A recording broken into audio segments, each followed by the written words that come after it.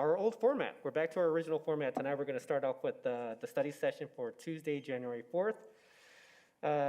Speaking first would be Director of Finance, Jackie Lowe. She'll be here to present to City Council the monthly financial report. Good evening. Evening, Mayor and Council. You've probably guessed I'm not Jackie Lowe. I'm Kevin Ingles, the Finance Manager. Jackie's a little under the weather tonight. Do you mind turning on your mic? Is that better? Better. Okay. Let me bring it a little closer. So tonight we're going to talk about the November monthly financial report. We'll start with the general fund revenues. Total revenues year to date are 96.1% of the budget. That compares to 86.2% from last year. Total dollar difference is just over $4 million. We have excluded the one-time revenues from the report.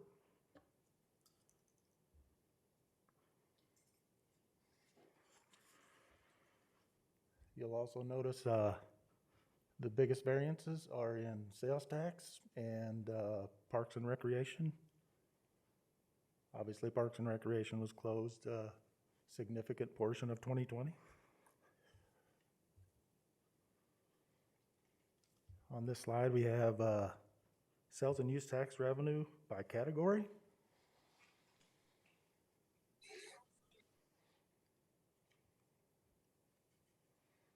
This shows a monthly comparison for sales and use tax.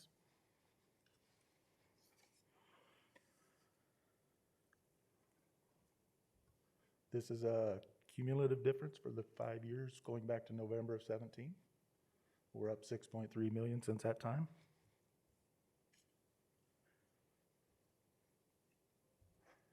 This is one of the changes we made to the report for this month. We updated the map to exclude the EURA boundaries.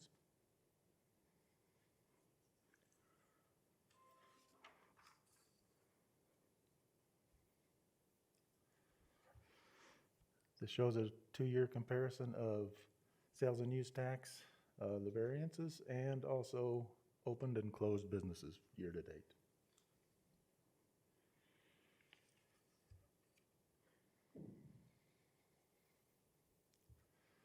This is a 5-year comparison of the same information.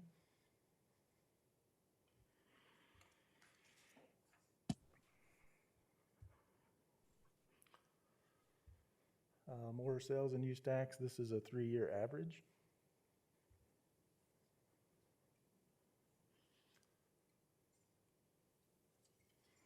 So now we're going to talk about expenditures for the general fund. As of November, we're at 81.6% of the budget. That's compared to 87.9% from last year.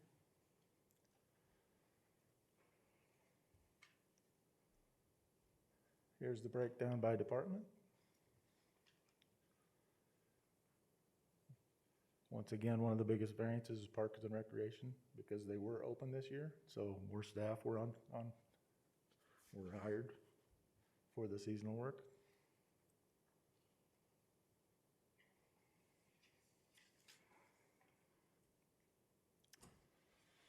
This is the general fund transfers. You'll remember earlier in the year we did a few budget supplementals to spend some of the unassigned fund balance on capital projects.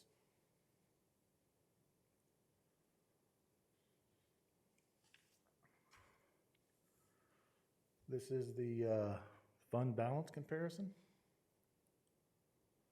You'll notice the 2021 year-to-date surplus and deficit is a deficit of 8.2 million.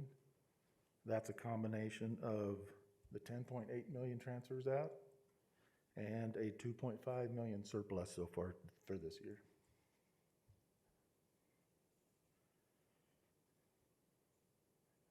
The rest of the slides are just sales tax slides. I won't go through all those with you, but I'd be glad to try to answer any questions that you might have. Thank you very much, Mr. Ingles. Are there any questions from council? I have one. Actually, Yeah, Councilmember Russell. I'm seeing a reflection, so. Thank you. So my question is, under the Inglewood Urban Renewal area being taken, is it really the Inglewood Urban Renewal, or is it the Downtown Development Authority area The ones we removed from the map were the Inglewood Urban Renewal that are inactive currently. that are inactive? They're no longer in use. Yeah. Okay, The Downtown Development Authority, we are not presenting that yet. okay. All right, thank you. Councilmember Woodward. Well, I'm looking at it, marked it, now I'm going back in the pages. My question was, in the staff report, as I recall, there was a sentence about, okay, here it is. Investment earnings are negative due to the rise in interest rates. Correct. Okay, due to the rise in interest rates, I mean, common sense tells me that interest rates go up, revenue goes up. It's a little counterintuitive, because in the short term, when interest rates go up, the value of our investments go down. So these are, Okay. what you're seeing here is unrealized losses. Over the span of the lifetime of our investments, we will not realize those losses, And so a lot of that are bonds. almost entirely. Okay, thank you. That answers that question. Thank you. Any other questions from council? City Manager Lewis. Thank you, Mayor. I just wanted to point out that I know council is sensitive to making sure that you have the same information on the slides as you have in your packet. There were about 5 slides that the formatting was changed to make it more readable, but the content was exactly the same. So we have made some amendments that are in your packet to the format of the slides to try to increase readability, legibility of the maps, et cetera, but they were not reflected in the PowerPoint. We'll try to make sure that doesn't happen. Appreciate it, City Manager Lewis. That's all the questions. That are all the questions from City Council. Thank you very much, Mr. Ingles, for the presentation tonight. Thank you. And we will now be moving to break. We'll start again at 7 o'clock. Do I have that correct, City Manager Lewis, or are we moving straight to? I think the agenda says 6:15. It did say 6:15, so I just wanted to make sure. So I guess we'll take a short recess until 6:15, and we'll start the City Council meeting at that point. Thank you, everyone. Can I ask a question? Was the public notified, or just because we put it on the agenda, is that considered public notification? I mean, because I'm concerned about the people, or especially one person that signed up for public comment.